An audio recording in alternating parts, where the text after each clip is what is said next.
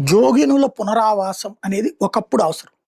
నేను జర్నలిజం ఫీల్డ్‌లోకి వచ్చినటువంటి తొలినాళ్లలో వాటి మీద స్టోరీలు చేశా. ఎందుకంటే మనకు సుదీర్ఘ కాలం పాటు మత విశ్వాసాలలో మూఢనమ్మకం కారణంగా తమకి వరుసగా బిడ్డలు పుట్టి చనిపోతుంటే నెక్స్ట్ పుట్టే ఆడబిడ్డని జోగినిగా ఇస్తామని, లేదా ఇంటి పెద్ద ఆడబిడ్డని జోగినిగా దేవుడికి అంకితం చేస్తామని చెప్పడం, వాళ్ళని యుక్త వయసు వచ్చినటువంటి సమయంలో లేకపోతే చిన్నతనంలోని తీసుకొచ్చేసి గుడికి ఇచ్చేయటం, ఆ గుడిలో శుభ్రం చేయటం, ఇతరత్రా పనులు చేస్తూ వాళ్ళిక ఈ తల్లిదండ్రుల బిడ్డ గారు, ఆ దేవుడి బిడ్డలు, దేవుడి అవతారం కింద చూసేవాళ్ళు కొంతమంది, దేవుడి బిడ్డలుగా చూసేవాళ్ళు కొంతమంది, వాళ్ళని వేరే కోణంలో చూసేవాళ్ళు కొంతమంది.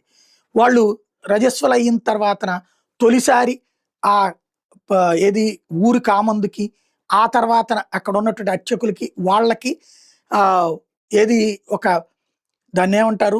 డబ్బులు లేని ఆహ్, శరీరాన్ని సమర్పించుకునే వాళ్ళు